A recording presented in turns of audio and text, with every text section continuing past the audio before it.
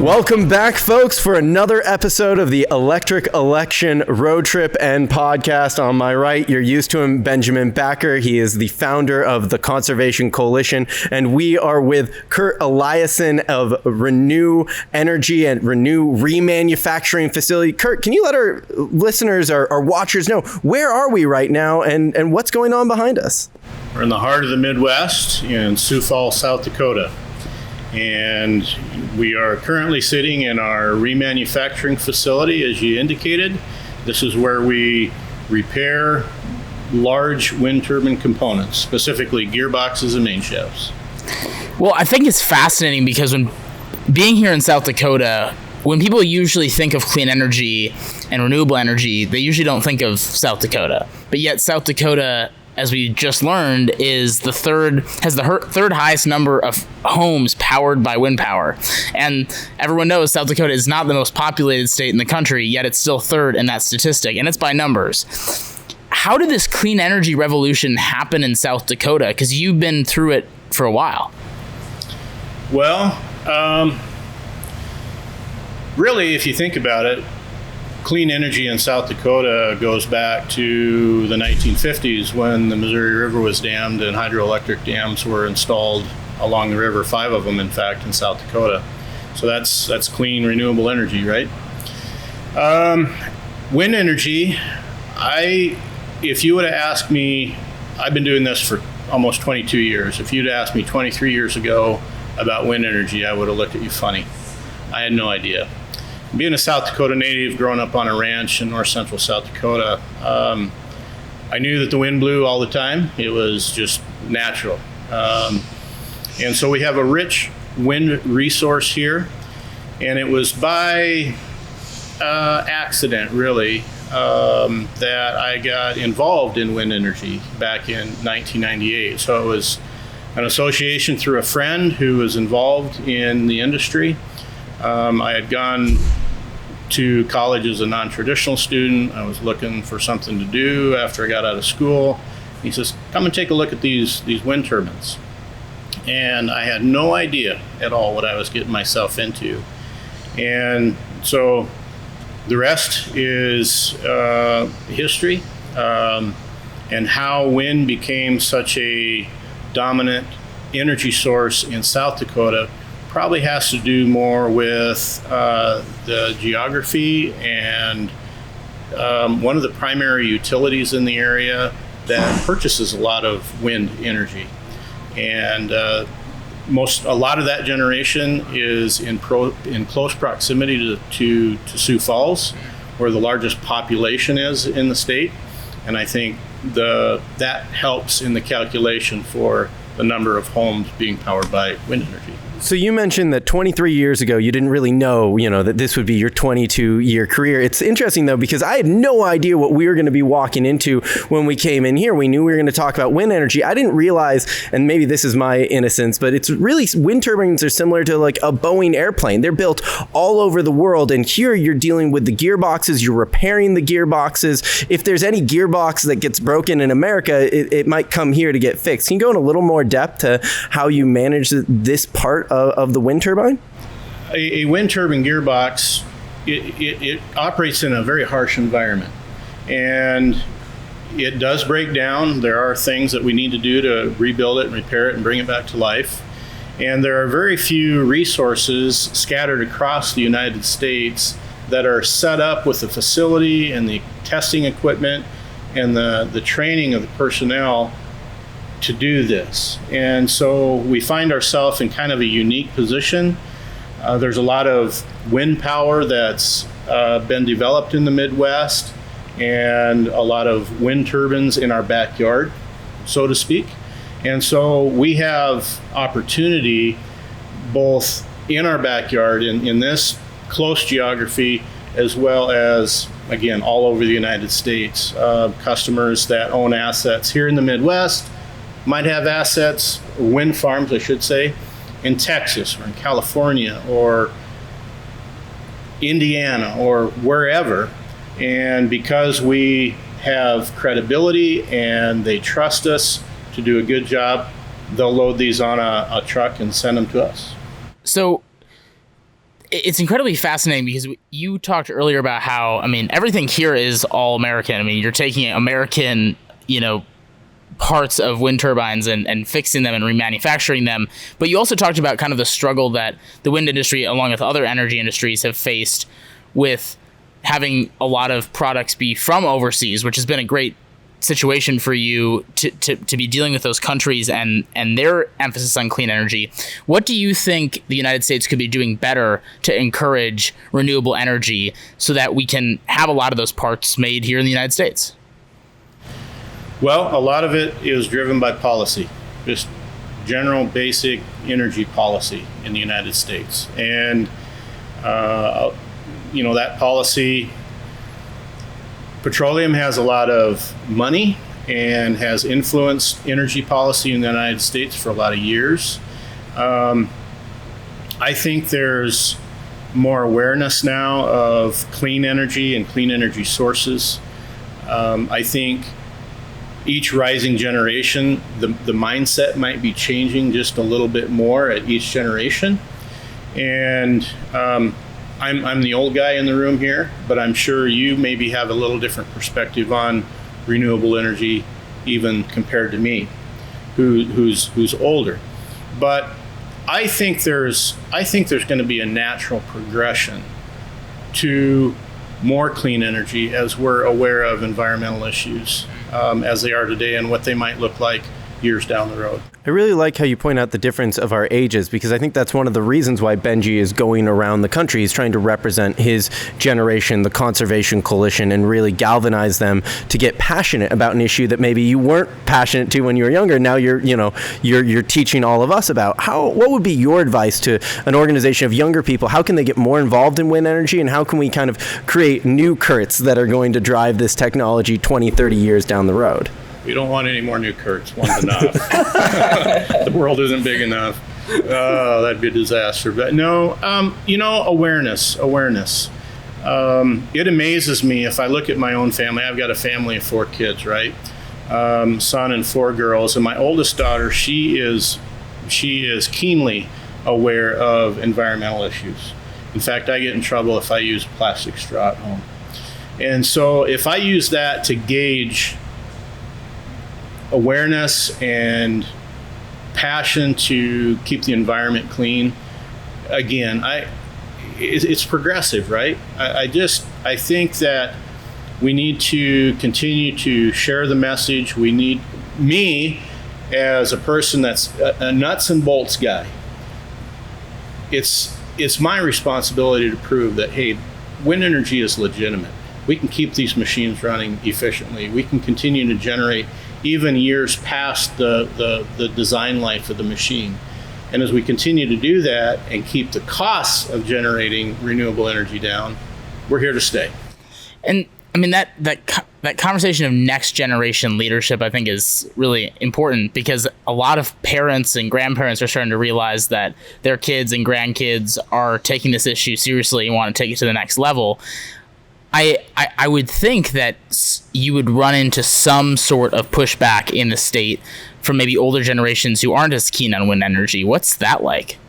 I think I need to use my own perspective to answer the question. I don't think I've ever been an environmentalist per se, but to be a conservationist is in my DNA. It's why throw something away if we can use it for another purpose, or why throw something away if it can be refreshed and renewed and rejuvenated to last longer, right? And I think a lot of South Dakotans share that same mindset. Very frugal. We're not wasteful. But there's still this, we like renewable energy, but we don't want it in our backyard kind of mentality. How do you think we can change that mentality? Because one thing that I get really inspired upon is this is all American manufacturing. These are American workers. We're in Sioux Falls, South Dakota. You're telling me the turbines, the actual blades can be made in South Dakota. The different pieces. You could potentially make a wind turbine that's all made in South Dakota. Isn't there kind of a renewable energy kind of manufacturing revolution right around the corner if we can just kind of focus on it and realize that this is an American manufacturing revolution? These are American shops. The opportunity is here. It's definitely here. What we make of the opportunity, I think, is to be determined. But, strictly from a jobs creation perspective, I don't know the exact numbers and how many people in South Dakota are employed in the renewable energy industry, specifically wind. But where else, in what other industry can you get involved in straight out of high school and within 2 or 3 years make 6 figures with on-the-job training? So, but they earn it. This is a very labor intense, this is back-breaking work. You get dirty and sweaty and you travel, and it's hard work. But there is an opportunity here for a lot of young people really to have a great career that pays well and maintains a real high quality of life. That's amazing. And so many young people are looking for jobs right now, obviously with COVID and all of that. But when people think of what they're going to do past graduation of high school or college, they don't necessarily always think of the energy industry. But yet that's where some of the coolest advancements are being made towards these environmental concerns that they care so much about. And I think that that's a really important message to send to young people, is that the future is in these manufacturing facilities. It's in the clean energy space. To switch gears for a second, you talked a little bit about kind of the influx of clean energy in this state. I've heard that South Dakota actually has to export clean energy because it has so much of it. What can other states learn from South Dakota's success of clean energy here, and how can it be applied to them with the immense success, so much so that you're exporting clean energy? Well, we have a relatively small population and vast open areas. So we have some things in our favor. For other states to have the same makeup of clean energy generation, it's happening. It's happening now. If you look at Texas, if you look at Iowa, some of the other Midwestern states, kind of in the breadbasket, it's happening. But it takes time, and there's opposition every step along the way. There's opposition, and that's going to go with whatever power generation source we're looking at. But the benefits are being proven, and the cost is competitive. And that's the formula for a lot more development. Well, I would almost jump in because we had a previous conversation where we went to Montana and we were told by Sims Fishing that they can't build enough solar panels on the top of their building because they've been stopped by the government. They've actually they've reached the peak number of solar panels. What would you almost say on that fact to other states that are almost afraid of committing to renewables? Because we just got to rip off the Band-Aid and let Sims Fishing build all the solar panels they want, right? It's hard to do. It's hard to do because if you'd play devil's advocate for a moment and put yourself in the seat of a coal operating company, a coal generation company, or a nuclear power plant, or a natural gas power plant, these are all vying for position in a market, right? And so you've got the competitive nature of power generation in the U.S., which is good for wind energy because it forces us to be better. Early on, when I started my career, wind energy was forced on these utilities, and it was difficult for them. But now, from a cost perspective, we can compete. Then you have just the aesthetics. People that don't like the look of a wind turbine on the landscape, it ruins it. It's ugly. It's loud. It causes ill health effect. Those kind of things. And we need to continue to debunk those myths or I'll say misconceptions. it's inspiring. Every time I see a wind turbine, I'm truly inspired. I mean, what's your takeaway, Benji? Yeah, I agree. I mean, you, as someone who's grown up as a Gen Zer, there's been so much incredible growth within the wind energy space. I mean, when I was young, there was hardly any wind turbines in the entire, state of Wisconsin where I grew up, and now you drive through and they're all over the place, and it shows ingenuity of that state and that local area for finding alternative sources of energy. It also, then you start going around the country and you're seeing it all over the place, and you're seeing, 4 out of the top 5 wind states be in states where you might not expect wind to be the priority. You think of wind energy. When people think of wind energy, they think of environmentalists, to your point. And when you think of environmentalists, you don't think of South Dakota or Texas or the states that wind energy has really been successful in. And so I think that it is inspiring to go across the country and see wind energy, especially in states that are prioritizing it because it's economically viable, it's creating a lot of jobs, and of course, to your daughter's chagrin, it's also helping the environment. For sure. And I think that's the added benefit that I've realized since becoming involved in this industry is, again, I wasn't really aware of the environment necessarily, as I just wanted a good paying job. Mm-hmm. That was first and foremost. But growing up, we've always been taught to be conservative. And no matter what your position today on renewable energy is, so much of it boils down to cost. If wind energy was on a scale of 2 times more expensive than anything else, it wouldn't grow. It wouldn't survive. It just couldn't. But that's a key, I think, a fundamental component of wind energy as it's progressed is it's gotten cheaper. So I'm curious, with these boxes that are around us, they can run and deal and generate all this power. Are there other applications? I mean, I've learned about tidal power before, or are there other areas of renewable energy where you think the applications and the use that, the pieces of technology that are here could then be used in a different way? Oh boy, good question. I don't know. There's a lot of effort right now making wind energy more sustainable with the fluctuation of wind going up and down. There's a lot of pretty cool things that have been worked on to store that energy, whether it be compressed air underground in caverns or batteries or flywheels. There's a lot of different things that have been looked at. But as far as taking this technology now and how that applies to other renewable resources, I'm not sure. So I really liked your point about the cost competitiveness of wind and how that was how you were interested in it because it created a good job and you knew that it was going to be a sustainable job.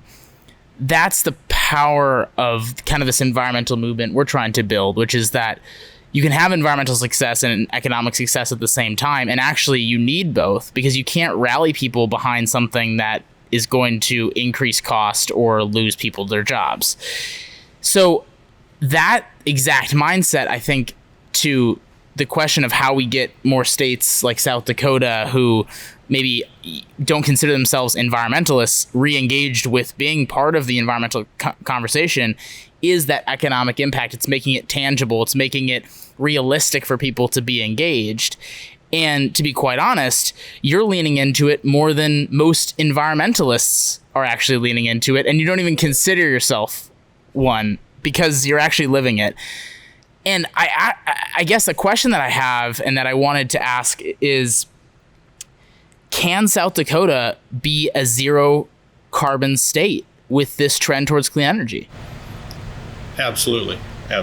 We've got one of the richest wind resources in the country. And if it was developed to its fullest potential, don't hold me to this, but I've heard that we could power the entire country with just the wind generated in South Dakota. So it's here. We could do it. The question is, what do we want to invest in the infrastructure to make it work?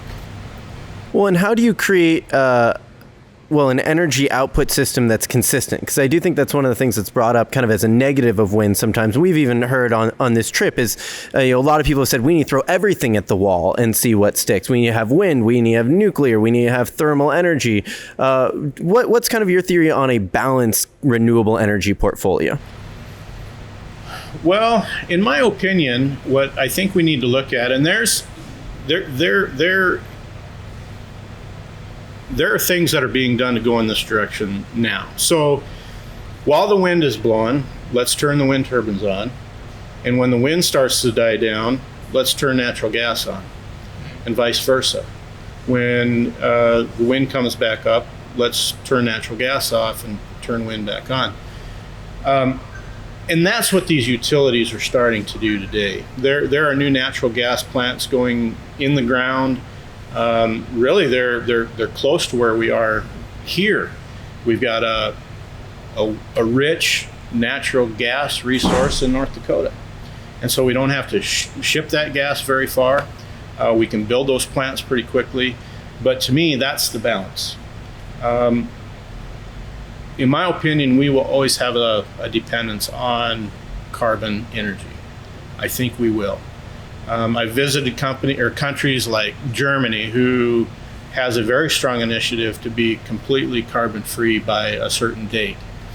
But the power that's generated in that country might be renewable energy, but they still have to import some carbon generation from other countries. So I think that's going to be part of the makeup, and it's going to be an important part of the makeup, but we can do more, we can do better to be more reliant on renewable energy sources. Yeah, I mean, I think that example of Germany is really important because they tried to do too much too fast, and now they're relying on even dirtier forms of energy than they were previously. And I think the story of South Dakota that's so powerful is that you're ramping things up in a way that is sustainable. You're every year, or pretty much every month, there's a new story about a massive new wind facility being built in South Dakota, but it's not being mandated. It's not being, South Dakota isn't saying we need to have this amount of wind energy by 2030 because that's what this proclamation says. You're doing it on a sustainable growth scale, and yet that has worked better than some of these pointless pledges and proclamations that have been put together by other states. And I think that that's just incredibly... It's like the market works. It's almost like the market works. Almost like we're competitive. Renewable energy portfolio standards are what you're talking about. And this needs to continue to be a free market. Wind energy needs to continue to stand on its own and become better yet from where we are now. I compare the efficiency and the costs to where we were back when I got started, and it's amazing. Everything is scaled up, it's bigger, it's more efficient, it's more reliable.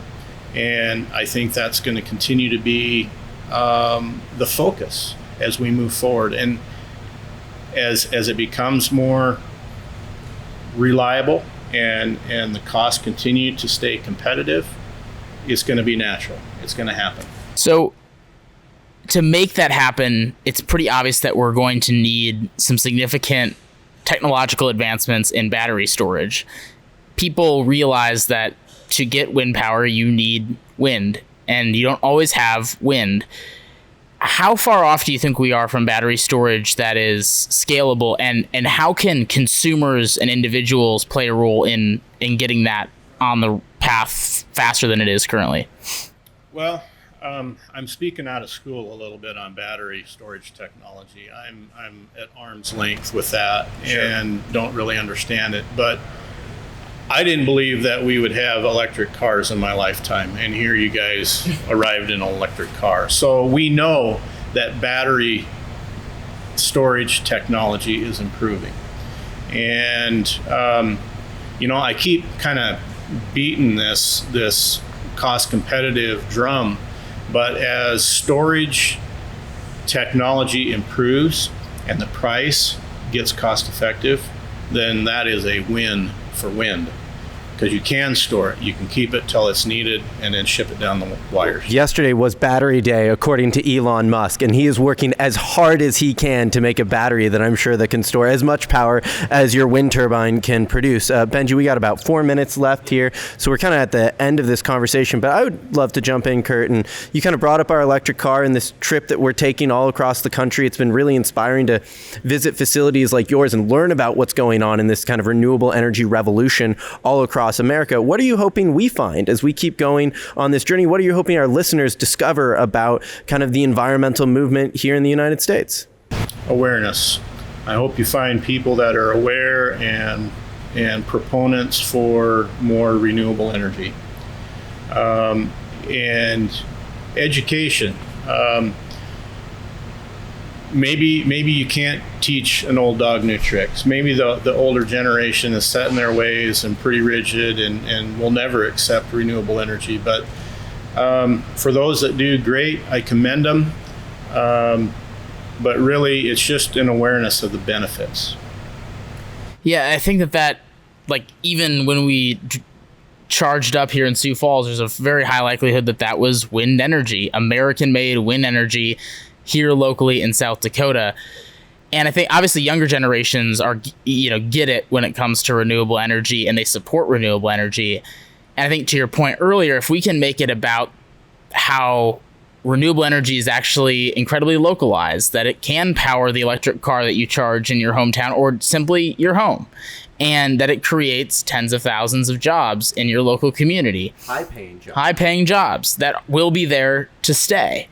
I think that's the story that we're going to try to continue finding and telling. And I think that your personal story of someone who didn't consider themselves an environmentalist, didn't get into this because of the environmental component, but now is really focusing in on that aspect, and now you're talking about it with your kids, that's incredibly powerful. And I think is the exact story that we need to spread, because that, I think, is what maybe this older generation of people who are less likely to embrace clean energy are missing about it. Well, and it's just listening. I think for all the people in your organization, Benji, the Conservation Coalition, you're always trying to talk up, but there's also an opportunity to learn that conservative doesn't mean that you're not a conservationist. And that's something that you've really brought up and been super passionate about. And I'm grateful for. I got to say, I've never been to South Dakota in my life. I'm a Seattleite. I'm a classic West Coastaner, I've been called liberal before, but it's been mind-blowing. It's been beautiful here, and I would tell everybody on both sides of the country, there's a lot happening in South Dakota that's really inspiring.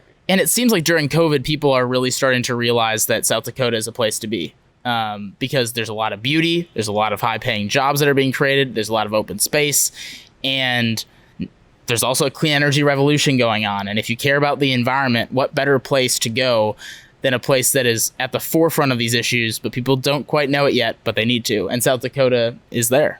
Well, Curt, thank you so much for your time. Thank you, everyone who's been listening. This is another edition of the Electric Election Podcast. If you've seen a wind turbine out in America, its gearbox has potentially been here and been fixed, and that's awesome. And because the one behind us is going to where?